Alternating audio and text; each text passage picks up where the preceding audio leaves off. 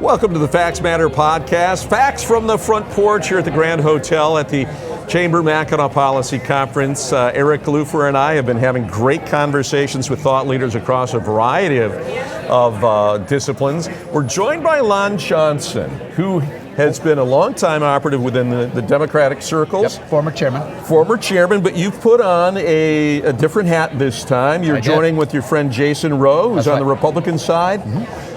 And you've taken on somewhat of a crusade to say, you know what, this idea of smoke-filled rooms, or as you might have called them, vape-filled rooms now, to choose Secretary of State and AG candidates, that you think it's time we end that. Let's start there. Absolutely. Why? Well, this started, these parties nominate the Secretary of State and Attorney General at conventions. That goes back to our 1963 convention. We're doing it, the parties are doing it because the Constitution tells them they have to. We think it's now time to open that process up and let every voter decide who the nominee is for Attorney General and Secretary of State, instead of just 3,000 special interests and insiders. So those two offices particularly, we want capable people. Yes. Right? Not so much a popularity contest, but are you capable of running a multi-million-dollar business that is the State Department, the different offices, getting your license and everything, and running elections. Yes. And likewise in the Attorney General office, capable people of running that type of thing. Is the election the best way to get to that path, or? Well, it's a belief here that the more people that are engaged in the process, the better and more refined our candidates can be, and let the people decide that instead of 3,000 people inside a room. How does somebody from Marquette, get down to Detroit on a Sunday to vote? We're just shutting out millions of people. And the more voices that are heard, we feel confident, the better results will be for the people of Michigan. Does it necessarily mean that we'll get better candidates? Well, every election's different. Certainly they'll be vetted, won't they? Well, certainly, you never go wrong when you allow people to have a voice. Right now, only about 3,000 people are having that voice, and we think, we're only one of 3 states that does this, and it's time to open this process up. Yeah, I was going to ask about the other states. Is this generally how it's done elsewhere? 47 other states go right to the ballot, and there's 3 other states that continue to do it the way we do it in a convention process. And we just think we can do better in the state of Michigan. How high is the bar?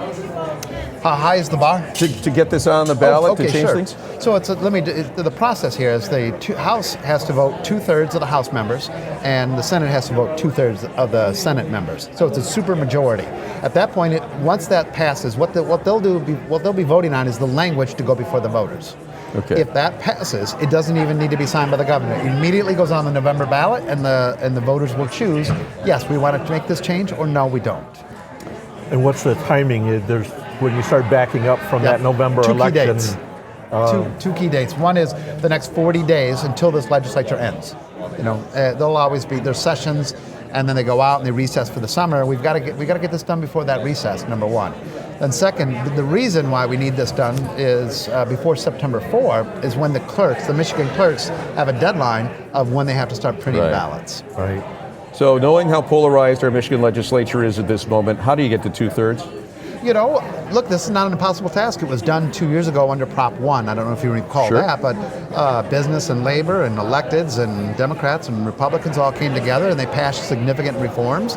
And that was done with a supermajority, and I think it can be done here. Is it a lift? Absolutely. Whenever you change in the Constitution, you have to be very deliberate and make sure that we're thinking this through. But I think so far we've got a lot of consensus out here that this needs to happen. So the Citizens Research Council, you're probably aware this November, question number 1 is whether to convene a constitutional convention. That's right. And we've been spending a lot of time explaining what that means and how everything works. And a couple months or so ago, we covered the elections provisions, and I think maybe dug into this a little bit.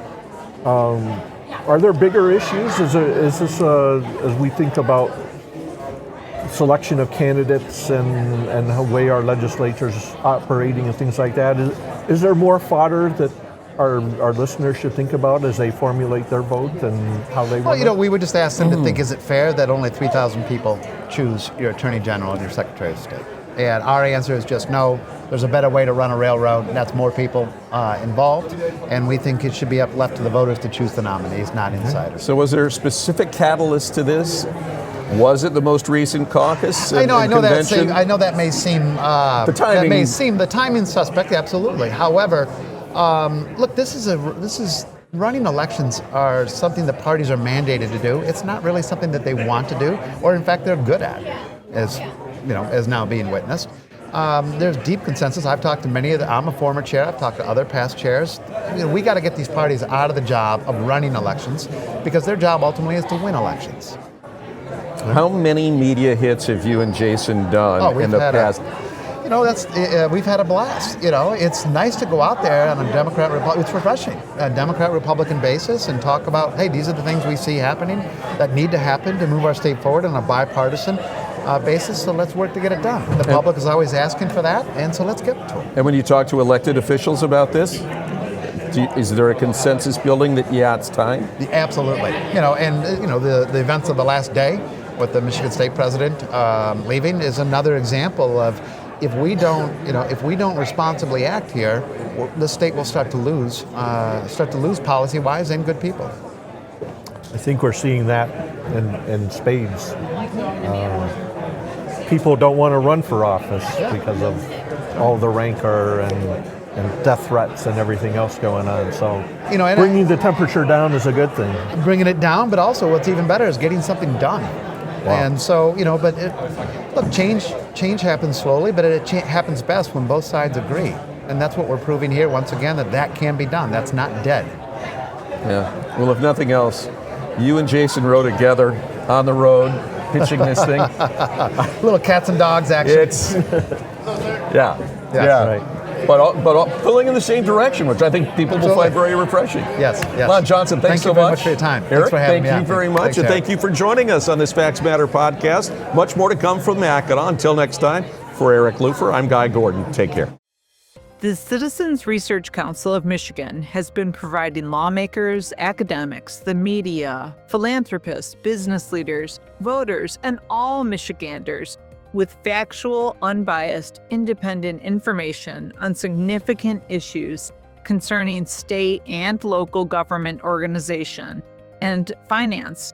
For over a century, our research is available to you. Go online at crcmich.org and on all the social media platforms, Twitter, Blue Sky, Facebook, Instagram, LinkedIn, and download our research. Check out our numerous papers and blogs, and listen to our podcasts. And while you're there, please consider supporting our research with a donation. This has been a Facts Matter podcast, a presentation of the Citizens Research Council of Michigan.